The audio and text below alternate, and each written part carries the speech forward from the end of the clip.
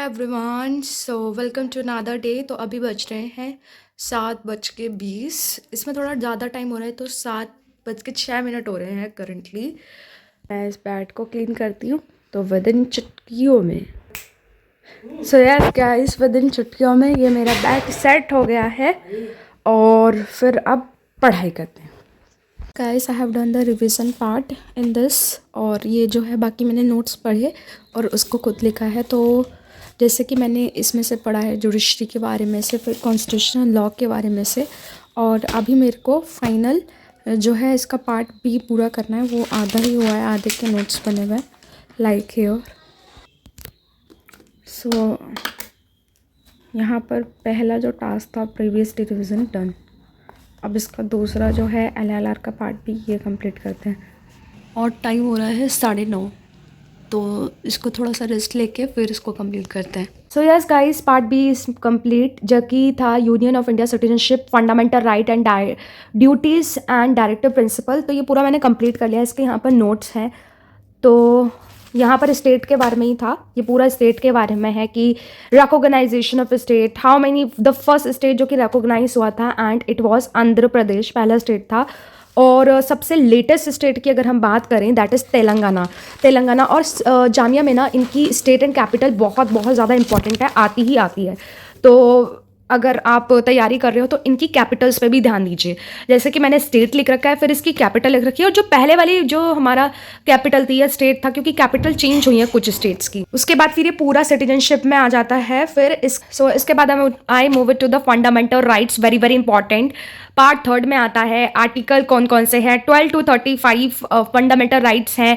Definition of state, article 12 जिसकी बात कोई नहीं करता है उसको भी ध्यान दीजिए, आर्टिकल 12, 33, 34। तो ये सारे मेन आर्टिकल्स आ जाते हैं जिन पे कुछ लोग जो होते हैं वो ध्यान नहीं देते हैं, because as some they are not important, but you should be concentrated about each and every article, क्योंकि एग्जाम में कोई भी आर्टिकल्स आ सकता है। और फिर ये आ जाता है राइट टू इक्वालिटी। सब इंपॉर्टेंट आर्टिकल्स को ब्रीफली समझा है, कहाँ से भी borrowed. Right to equality has been borrowed from British constitution और इट इज़ नेगेटिव सेंस। और इक्वल प्रोटेक्शन ऑफ लॉ जो है एक पॉजिटिव कॉन्सेप्ट है और ये बोरोड करा गया है यूएस का कॉन्स्टिट्यूशन से, very very important.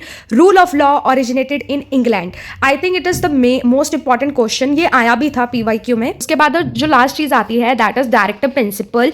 Directive principle कहाँ से मेन आर्टिकल देख लो आप, इनकी 3 जो है प्रिंसिपल्स देख लो, socialist principle, Gandhian principle and the last one is western liberalism.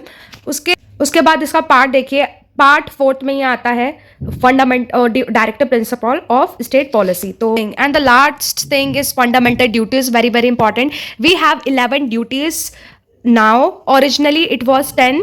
और 11th फंडामेंटल ड्यूटी जो है वो आई है 86th अमेंडमेंट एक्ट 2002 से। और 11th फंडामेंटल ड्यूटीज कहती है कि जो 6 to 14 ईयर्स के बच्चे हैं कंपलसरी उनको एजुकेट। तो 11th फंडामेंटल ड्यूटी जो है पेरेंट और गार्जियन के लिए ही है कि उनको बच्चों को भेजना चाहिए है, स्कूल भेजना चाहिए और उनको एजुकेशन प्रोवाइड करानी चाहिए। So yes, my second to do list is done, जो कि मैंने टास्क बनाया था दैट इज LLR का पार्ट B। तो ये कंप्लीट हो गया है। उसके बाद जो है PYQ देखते हैं, करते हैं।